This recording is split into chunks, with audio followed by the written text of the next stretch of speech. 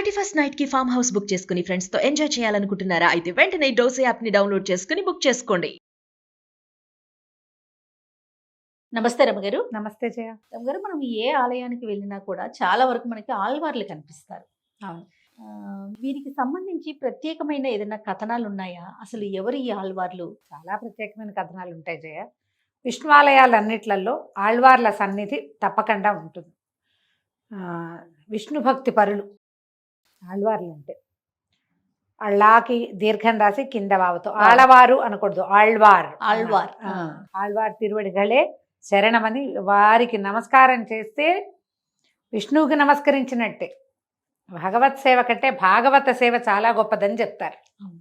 ఈ వైష్ణవ సాంప్రదాయంలో ఆళ్వార్ల ప్రస్తావన అంటే గురు పరంపర అన్నమాట. వారే విష్ణువే పరదైవమని, పరతత్వము విష్ణువేనని, శ్రీమన్నారాయణే పరతత్వాన్ని చెప్పదగిన వాడు అని ప్రతిపాదించిన వాళ్ళు. విశిష్టాద్వైత మతాన్ని ప్రతిపాదన వీరి వల్ల జరిగిందనమాట. ఆళ్వారు అంటే తమిళ పదం, ద్రవిడ పదం కదా. జ్ఞాన సముద్రంలో మునిగినవాడు అని, అత్యంత జ్ఞానపరుణ్ణి ఆళ్వారు అనాలి. అయితే విష్ణువే, భగవంతుడే, శ్రీమన్నారాయణే తన సన్నిధిలో ఉన్న వాళ్ళందరినీ భూమి మీద ఇట్లా అవతరింపజేశారని ఒక కథనం చెప్పబడుతుంది. స్వామివారికి సన్నిధిలో నిత్యసూరిగణాలు ఉంటాయి. అనంత గరుడ విశ్వక్సేనాది నిత్యసూరిగణాలు. అనంతుడంటే ఆదిశేషువు, గరుడుడంటే గరుత్మంతుడు, గరుడాళ్వారు, విశ్వక్సేనుడు స్వామివారి సేనాధిపతి. వీళ్ళు ముగ్గురు అయిందా. స్వామివారికి 5 పంచాయుధాలు ఉన్నాయి, 5 ఆయుధాలు మనకు తెలిసిందే. శంఖము, చక్రము. అవును. వీళ్ళు ముగ్గురు. శంఖం పేరేమో పాంచజన్యము, చక్రం పేరేమో సుదర్శనము. స్వామివారికి ధనుస్సు, గద, ఖడ్గము ఉన్నాయి. ఖడ్గం పేరేమో నందకము, ధనుస్సు పేరు శార్ంగము, గద పేరు కౌమోదకి. 5, 3 నిత్యసూరి గణాలు వాళ్ళు ముగ్గురు. ఇవి 5, 8 మంది వీళ్ళు అయిందా. అక్కడి నుంచి స్వామివారి ఆభరణాలు ఆయన నిత్యము ధరించేవి. ఏం ధరిస్తారు ఆయన? వైజయంతి మాల. వైజయంతి మాల ఒకటి ధరిస్తారా. కౌస్తుభమణి స్వామివారి ధరించేది. తర్వాత ఆయనకి శ్రీవత్సలాంఛనుడు అని చెప్తారు. ఆయనకి ఛాతీ మీద ఒక మచ్చ ఉంటుంది, గోవత్సము వలె ఉన్నటువంటి ఒక మచ్చ, శ్రీవత్సము అంటారు. కౌస్తుభము, శ్రీవత్సము, వైజయంతి వీళ్ళు ముగ్గురు. 8, 3, 11. 12వది అమ్మవారు లక్ష్మీదేవి. స్వామివారితో పాటు ఉండేది ఎవరెవరు? శ్రీదేవి, భూదేవి. అయితే లక్ష్మీ అంశతోటి భూదేవే గోదాదేవిగా అవతరించిందని చెప్తారు. అమ్మవారు భూదేవే అవతరించింది, అందుకని గోదాదేవిని శిరసే గోదా అంటేనే భూమి నుంచి పుట్టింది అని. ఈ 12 మందిని, 12 మంది అయ్యారుగా లెక్క. ఈ 12 మందిని భూమి మీద అవతరింపజేశాడు స్వామివారు తనని ప్రతిపాదించేందుకు. ప్రజలు అటు ఇటు వెళ్ళిపోకుండా ఈ 4 యుగాలలోనూ కృతయుగ, త్రేతాయుగ, ద్వాపరయుగ, కలియుగాల్లో, త్రేతాయుగాల్లో ధర్మం నడిచిపోతూనే ఉంటుంది. ద్వాపరయుగం మధ్యకి వచ్చిన దగ్గర నుంచి క్రమంగా ఏమవుతుంది? ధర్మము తరిగిపోతూ ఉంటుంది. కలియుగపు ప్రభావం వచ్చేస్తుంది. కలియుగంలో మానవులు తలా ఒక పక్కకి వెళ్ళిపోతారు. అనేక రకాలైనటువంటి పాషండ మతాలు వస్తాయి. వాటిని అరికట్టి భగవన్మార్గం వైపుకి ప్రజలని, మానవులని నడిపించటానికి భగవంతుడే పూనుకొని తన సన్నిధిలో ఉండేటువంటి ఈ నిత్యసూరిగణంతో పాటు తన ఆయుధ ఆభరణాదులని కూడా ఇట్లా భూలోకంలో పుట్టించారని, వారే ఇక్కడ వెళ్ళమని ఆజ్ఞాపిస్తే స్వామివారి ఆజ్ఞతోటే ఈ భూలోకంలో పుట్టి కొంతమంది యోనిజులుగా, కొంతమంది అయోనిజులుగా కూడా జన్మించారు. కొంతమంది వారంతట వారే పుట్టిన వాళ్ళు. గోదాదేవి మనకి తులసి చెట్టు మొదట్లో దొరికిందని చెప్తాం కదా. తులసి కాననోద్భవగానే చెప్తారు. ఆమె ఎక్కడే దొరికింది ఆయనకి. ఎవరికన్నారు? ఏమీ లేదు, తవ్వుతున్నారు, తులసి చెట్ల కోసం తవ్వుతున్నారు. తులసి వనంలోనే దొరికింది ఆవిడ. సీతాదేవి ఎట్లా దొరికింది? అయోనిజుగా. అలాగే గోదాదేవి కూడా అదే విధంగా దొరికింది. ఇలా కొంతమంది దివ్య దంపతులకి పూర్వపుణ్య విశేషం చేత వారికే జన్మించిన వాళ్ళు కొంతమంది ఆళ్వార్లు ఉంటే, కొంతమంది అయోనిజులుగా జన్మించారు. ఈ 12 మందే ఇట్లా భూమి మీద ఉండి ఇలా భగవంతుడిని, ఆయన మార్గానికి ప్రజలని తిప్పారని చెప్పబడుతుంది. అయితే దీంట్లో మొదటి ముగ్గురు మొదలాళ్వార్లుగా చెప్పబడే వాళ్ళు ముగ్గురు, వీళ్ళు ద్వాపర యుగంలోనే పుట్టారు. అందరూ కలియుగంలో పుట్టిన వాళ్ళు ఏం కాదు. ద్వాపర యుగంలో పుట్టిన వాళ్ళు ముగ్గురు గురించి చెప్తారు. మొదలాళ్వార్లనే అంటారు వాళ్ళని. పోయిగై ఆళ్వార్, పూదత్తాళ్వార్, పేయాళ్వార్ వీళ్ళు ముగ్గురు. ఈ పోయిగై ఆళ్వార్ అనే ఆయన కాసారంలో పుట్టారు. సరోయోగి అంటారు. సరస్సులో ఒక కమలంలో ఇంచి పుట్టారట. పోయిగై ఆళ్వార్లు చాలా ప్రత్యేకమైన వ్యక్తిగా చెప్పబడతారు. విచిత్రంగా వీళ్ళు ముగ్గురు ఒకే సంవత్సరంలో ఒక్కసారే వేరువేరు ప్రాంతాల్లో పుట్టారు, వేరువేరు ప్రాంతాల్లో జన్మించారు. కానీ వీళ్ళు ముగ్గురు కలిశారు. చివరిలో కొంతకాలం కలిసి ప్రయాణించి కలిసి భగవద్ దర్శనం, భగవద్ అనుభవాన్ని పొంది చూసిన పెరుమాళ్ళని కంటితో చూసి ఆయన మీద ముగ్గురు 300 పాసురాలు చెప్పారు. ఈ ఆళ్వార్లు చెప్పిన పాసురాలనే మనం నాలాయిర ప్రబంధంగా చెప్పుకుంటారు. వైష్ణవ గ్రంథాల్లో ప్రధానమైంది ద్రవిడ ప్రబంధమైన నాలాయిరము, చాలా ప్రత్యేకమైంది. అందులో ఈ మొదటి ముగ్గురు ఆళ్వార్లు స్వామివారి దర్శన భాగ్యంతో చేశారట. 1, 2, 300 వరుసగా చెప్పారు. దాని కథ కూడా చాలా విచిత్రంగా కనిపిస్తుంది మనకి. మొదటి పోయిగై ఆళ్వారు సరస్సులో పుట్టారని చెప్పామో, తర్వాత పూదత్తాళ్వారు బండి గురువింద చెట్టు అంటారు. బండి గురువింద అని ఒక రకమైన మాధవీలత అంటారు. ఆ పువ్వులో ఇంచి పుట్టారట. ఓహో. పేయాళ్వారుగా చెప్పబడే 3వ ఆళ్వారు ఈయన ఇంచుమించుగా మనకి మద్రాసు ఇప్పుడు మైలాపూర్గా ఉంది కదా, మైలాపూర్ ఉంది కదా ఒక ప్లేసు, అక్కడ మణికైరవం అని ఒక బావి ఉండేదట. ఆ బావిలో ఒక పద్మంలో నుంచి పుట్టారట. పేయాళ్వార్ అంటే ఆయన పేరే, ఈ పేయి అంటే పిచ్చి, తెలుసు కదా నీకు తమిళం. ఆయన ఒక ఏమంటారంటే ఒక ఉన్మాదావస్థలో భగవద్ ఆవేశంలో ఉండేవారు. అందుకని ఆయన పిచ్చివాడు అనుకునేవారు. కానీ పిచ్చి కాదు, అపరిమిత జ్ఞాన స్వరూపం ఆయన. వీళ్ళల్లో ఒకళ్ళనొకళ్ళు సరి చేసుకున్న సందర్భాలు, వీళ్ళు ముగ్గురు కలిసి ఉన్న సందర్భాలు కనపడతాయి. ఈ పేయాళ్వారు వీరి తర్వాత వారైన భక్తిసారుల్ని సరిచేసిన గాథ కూడా ఒకటి కనపడుతుంది. భక్తిసారుల కథ చెప్పుకున్నప్పుడు మనం పేయాళ్వారి సంగతి అక్కడ చెప్తాం. అయితే వీళ్ళు ముగ్గురునట ఒకసారి ఒక సందర్భంలో కలిశారు. ఇది ఎక్కడ జరిగింది? ఒక ఊరు వెళ్ళారు, తిరుక్కోవలూరు అలాంటి ఊరు. ఈ తమిళ పేర్లు కదా బాగా చెప్పలేకపోతున్నాను నేను. అయితే ఏమైందట, రాత్రి చీకట్లో వాన పడుతుంటే ఈయన ఒక అరుగు మీద విశ్రమించారట. విశ్రాంతి తీసుకుంటే పడుకోవటానికి బాగానే ఉంది. ఆయన అక్కడ పడుకున్నారు. పడుకుని విష్ణునామ సంకీర్తన చేసుకుంటున్నారు. విశ్రాంతిగా పడుకునేసరికల్లా బయట నుంచి ఇంకో కంఠం వినపడింది ఆయనకి. ఈ వచ్చింది ఎవరు? పోయిగై ఆళ్వారు. వచ్చి ఈ భాగవత భక్తుడికి కూడా ఇక్కడ, భగవద్దాసుడికి కూడా ఇక్కడ అవకాశం ఉందా, నేను కూడా ఇక్కడ తలదాచుకోవచ్చా అంటే, ఈయన ఎప్పుడైతే ఆ కంఠం విన్నారో తనలాగానే విష్ణుభక్తి పరుడు ఒకడు వచ్చాడని ఈయన రండి రండి పర్వాలేదు, ఒకళ్ళైతే పడుకోగలం, ఇద్దరమైతే కూర్చోవచ్చు మనం అని చెప్పి కూర్చుందామని ఆయన్ని లోపలికి పిలిచారు. అదొక చిన్న గుడిసె లాంటిది అనమాట, ఒక అరుగు తాలూకు పంచ. ఆ వాన చీకటి చలి దాని నుంచి రక్షింపబడ్డానికి రెండో ఆయన్ని కూడా లోపలి పిలిచారు. ఇద్దరు చేరుకో పక్కన కూర్చుని మళ్ళా విష్ణునామ సంకీర్తన చేసుకుంటున్నారు. ఇప్పుడు 3వ మనిషి వచ్చారు అక్కడికి. ఈయనెవరు? పూదత్తాళ్వార్లు. ఆయన కూడా నా విష్ణు సంకీర్తన చేసుకుంటూ వచ్చి ఈ భగవద్దాసుడికి ఇక్కడ అవకాశం లభిస్తుందా తలదాచుకునేందుకు అని అడిగేసరికల్లా వాళ్ళకి తెలిసింది మనలాంటి వాడే అని. దానికి ఏం అభ్యంతరం లేదు, ఇద్దరం కూర్చున్నాం, నువ్వు కూడా వస్తే ముగ్గురు నుంచుంటాం పర్వాలేదు.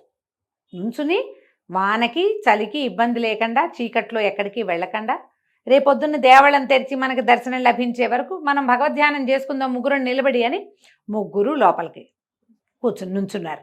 నిలబడి విష్ణునామ సంకీర్తన చేసుకుంటున్నారట. చేసుకుంటుంటే కాసేపటికి ఎవరో 4వ వ్యక్తి లోపలికి వచ్చినట్టు తెలిసింది వాళ్ళకి. మనిషిని అర్థం కాల, ఎవరో తెలియలా, వచ్చారు వీళ్ళతో పాటు. వీళ్ళకి ఇరుగ్గా ఉంది అది, కానీ మనిషి స్పర్శ తెలియటల్లా. 4వ మనిషి నుంచుంటే తెలియద్దు. కాసేపటికి ఆయన కూడా వచ్చిన ఆయన కూడా విష్ణునామ సంకీర్తన చేస్తున్నాడు. ఆ సంకీర్తన శబ్దం వినేసరికి ఒక భగవదావేశం కలిగిందట వీళ్ళకి. ఆ కంఠం అతిమానుష్యమైనది, అలౌకికమైన కంఠస్వరం అది. వీళ్ళకి ఒక రకమైన ఉద్రేకం వచ్చి ఆ ఉన్న వ్యక్తి ఎవరో తెలుసుకోవాలనిపించింది అనమాట. ఇంకా కంఠాలు పెంచేశారు, పెద్ద పెద్దగా సంకీర్తన చేస్తున్నారు. ఒక 2-3 నిమిషాలు గడిచేశారు కల్లా సర్వేశ్వరుడు ప్రత్యక్షమయ్యాడట. శ్రీమన్నారాయణుడే శంఖచక్ర గదాపాణిగా వారికి ప్రత్యక్షమయ్యాడు. రాత్రిపూట వానలో చీకట్లో ముగ్గురు తన భక్తులకి స్వరూపంలో స్వామి పెరుమాళ్ళు ప్రత్యక్షమయ్యాడు. ఆయన చూసి ఎంత ఆనందమో ఎంత సంతోషమో పట్టలేకపోయారట. ముగ్గురు 300 శ్లోకాల పాసురాలని స్వామివారి మీద చదివారు.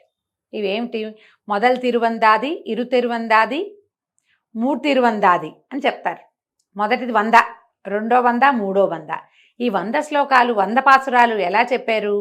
మొదటి పాసురం తాలూకు చివరి భాగం, చివరి పదం రెండో దానికి మొదలనమాట. అంతము ఆది, ఆది. అంతాది, తిరువంతాది, దాని పేరే అదనమాట. అందాది అంటారు, లేదా అంతాది. మనం తెలుగులో చెప్పుకుంటాం కాబట్టి అంతాది చెప్పుకుంటాం. 300 పాసురాలని స్వామివారి మీద చదివారు. పరమేశ్వరుడిగా శ్రీమన్నారాయణుడి ఆ దర్శనాన్ని లభించడం వల్ల ఇక మహదానందంతో వాళ్ళు ఎంతో అద్భుతంగా ఆయన మీద ఇవి చెప్పారు. ఈ 4000 ప్రబంధం అని చెప్తారు, ద్రావిడ ప్రబంధం. వైష్ణవంలో ప్రధానంగా చదవలసింది 4000. 4 ఆయిరాలు, 4000 పాసురాలు అవి. మనం గోదా తల్లిని గురించి చెప్పుకుంటాం, ఆమె చెప్పింది 30 పాసురాలు. ఈ 30 కాకుండా ఇంకా ఉన్నాయి ఆమెవి, ఇంకా ఉన్నాయి. వటపత్ర సాయి మీద చెప్పినవి అవి ఉన్నాయి. అవి వీరివి. ఇవి కాకుండా వీరు వేరు దేవస్థాల దివ్యదేశాలకు వెళ్ళినప్పుడు, దివ్యదేశాలు ఉన్నాయి కదా 108 దివ్యస్థలాలకు వెళ్ళినప్పుడు, దేవాలయాలకు వెళ్ళినప్పుడు వారు చెప్పిన అనేక రకాల పాసురాలని కూడా ఈ 4000లోకి చేర్చారు. 700కి పైగా పాసురాలు ఈ మొదలాళ్వార్లుగా చెప్పబడే వీళ్ళ ముగ్గురువి ఉన్నాయట. ఈ విశేషంతో మనం ఆళ్వార్ల గాథలు మొట్టమొదట చెప్పుకోవాలి. మనం ఏదైనా ఒక విష్ణువాలయానికి వెళ్ళామంటే తప్పకుండా అక్కడ ఆళ్వార్ సన్నిధి ఉంటుంది. అవునండి. విశేషమైన పురాతన దేవాలయాల్లో ఆళ్వార్ల సన్నిధులు ఉండటం అంటే బహుశా ఆ దివ్యదేశాన్ని ఆళ్వార్లు సందర్శించటమో, ఆళ్వార్ల ప్రేరేపణతోటి ఆ దేవాలయం నిర్మించబడటమో, వారెక్కడ సిద్ధి పొందటమో, లేదా అక్కడ భగవద్ అనుభవం వారికి కలిగి ఆ స్వామి మరింతగా ప్రజల్లోకి తెలియటము జరిగి ఉండొచ్చు. అందువల్ల ఆళ్వార్ సన్నిధులు ఖచ్చితంగా ఉంచుతారు ప్రత్యేకంగా. ఒక్కొక్క చోట ఒట్టి నమ్మాళ్వార్లో ఒకదే ఉన్నది కూడా మనకు కనపడుతుంది. కొన్ని చోట్ల ముగ్గురు కనిపిస్తారు, కొన్ని చోట్ల 12 ఆళ్వార్లు 12 మంది కనిపిస్తారు. ఎప్పుడైనా ఒక విష్ణువాలయ దర్శనం చేస్తే అక్కడ ఉన్న సన్నిధులన్నీ దర్శించాలి. ఓకే. ఆళ్వార్ సన్నిధి ఉంటే తప్పకుండా వారిని దర్శనం చేస్తేనే ఈ దేవాలయ దర్శన ఫలితం లభిస్తుంది మనకి. మనం లోపలికి వెళ్ళంగానే కుడి చేతి వైపు గరుడాళ్వారు కనపడతారు. వాళ్ళు గరుడాళ్వారు గరుకుమంతుడి సన్నిధికి ఎదురుగుండానే కదా స్వామి వేంచేపు చేయించుకుంటారు. సాధారణంగా వాళ్ళ తాయార్ల సన్నిధి అటు ఇటు ఉంటుంది. లక్ష్మీదేవి భూదేవి, శ్రీదేవి భూదేవి, లేదా లక్ష్మీదేవి గోదాదేవి, గోదా అమ్మవారి సన్నిధి కనపడుతుంది. ఆ దేవాలయపు పద్ధతిని బట్టి ఏ సన్నిధులు ఉంటే అక్కడ తాయార్ల సన్నిధి, ఆళ్వార్ల సన్నిధి తప్పకుండా చూడాలి. ఒకవేళ క్షేత్రపాలక సన్నిధి ఉంటే అది కూడా చూడాలి. మనం ఈ ఒక చీకటిలో మనకి వెలుతురు చూపించేవాడు గురువు. అజ్ఞానాంధకారంలోంచి మనని జ్ఞానం వైపుకి నడిపించేవాడే గురువు. ఇప్పుడు ఈ వైష్ణవ సిద్ధాంతం ప్రకారం పరతత్వము, పరమేశ్వరుడు అంటే ఈ పరతత్వము, ఈ ప్రపంచాన్ని నిర్మించిన శక్తి శ్రీమన్నారాయణుడే అని ప్రతిపాదించబడింది శ్రీ వైష్ణవ సిద్ధాంతం, విశిష్టాద్వైతం అని చెప్తారు.